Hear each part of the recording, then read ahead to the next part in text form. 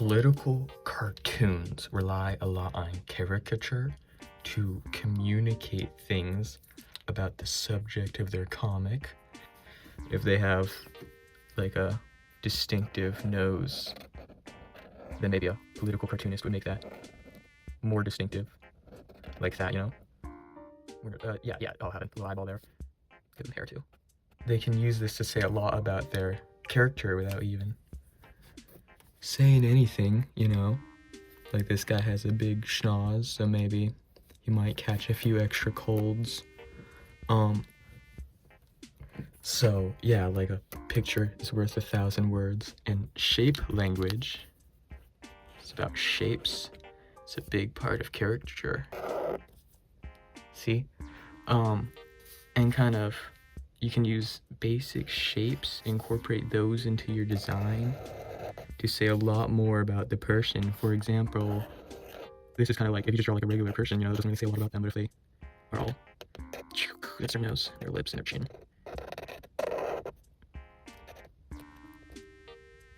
Right, and then this is, right, you kind of see how this is a lot more, it has a lot of triangles, has a lot of sharp angles in it, and that helps create a more dangerous feel, a more shifty character. Circles and kind of rounded angles and stuff are a lot more softer, a lot more fun, a lot more light-hearted. Squares and more like 90-degree, more stable looking shapes are stable and strong. Well, I just explained that one, you know, sharp angles, triangles. And of course, context can contextualize this. Alright, this guy's got I don't know what I'm doing right now. But this guy doesn't look round and fun. Well, he does look round because he's made of a circle, so context matters a lot. So I'm gonna draw a political cartoon with strong shape language now, and I will cut to that.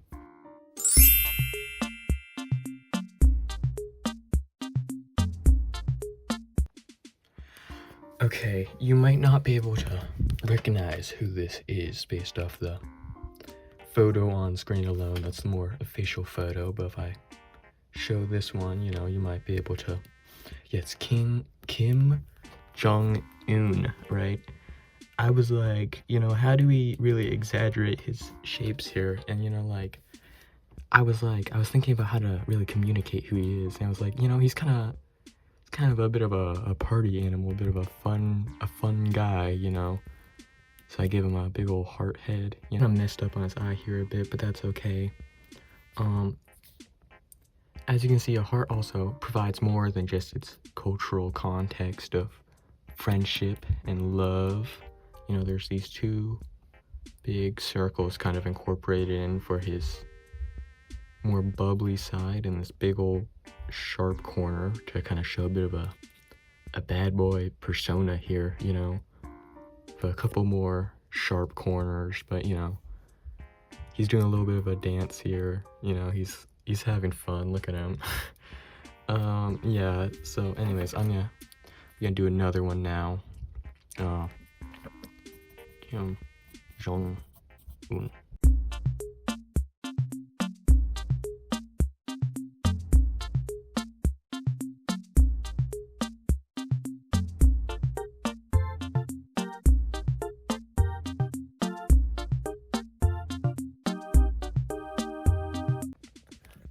As you can see, I went with the kind of man of the hour, the one everyone's talking about for this one. Mr. DJ Trump. I figured, you know, for the last one I went with the heart, you know, that kind of also has some cultural significance. This one, you know, it's a big old American flag, you know, he's always talking about America. As you can see, I kind of gave him a little bit of like a, kind of based his legs here on Sailor Moon and stuff, and gave him big old anime eyes, because, you know, kind of a large part of his political uprising was, you know, his bubbly personality. You know, he's a TV star, you know, not really much of a politician type, you know. And, you know, I just really thought, you know, I felt like this really suited him, really symbolized him here, you know.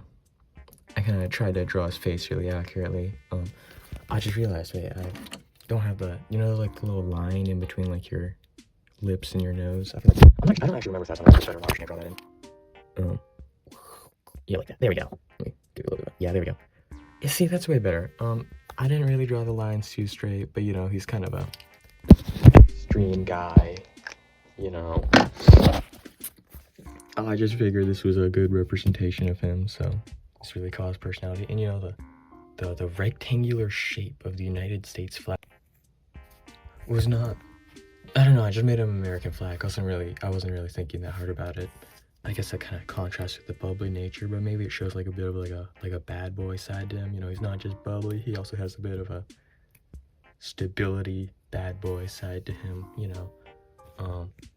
I kind of gave him a bit of a Justin Bieber haircut here. I just thought it it suited him, you know, looks similar enough. Anyways, I'm gonna get started on my next one now.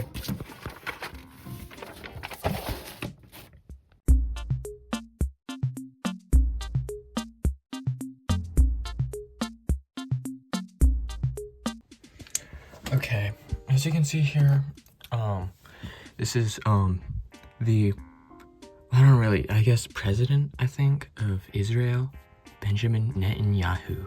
And I just kind of drew him with a little bit of like an egghead. There wasn't really any reason behind that. I just thought it'd be kind of funny.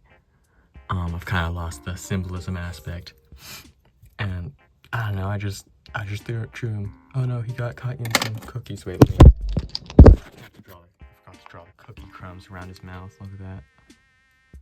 It's the cookie crumbs. Uh-oh, he got caught eating out of the cookie jar. What a silly little guy.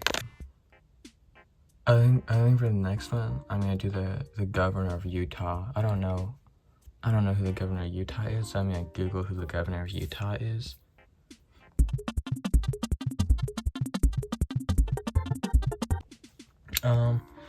So this is the governor of Utah. If you're from Utah, shout out. Kind of noticed he had a big old smile on the picture that resulted on Google when I searched up governor of Utah, so I made sure to include that. I think I made his hair a little bit too dark, but you know, it's not the biggest deal. I didn't really feel like drawing a body, so I just drew a body of water, Salt Lake, you know, in the middle of this state of Utah. Give him cute little arms and legs, cute little feet there. Look at that. So that was Utah. I hope you enjoyed. Again, shout out if you're from Utah. Looking gorgeous. You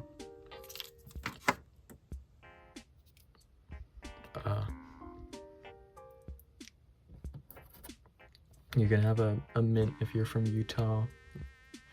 Look at this. I don't even remember where this came from.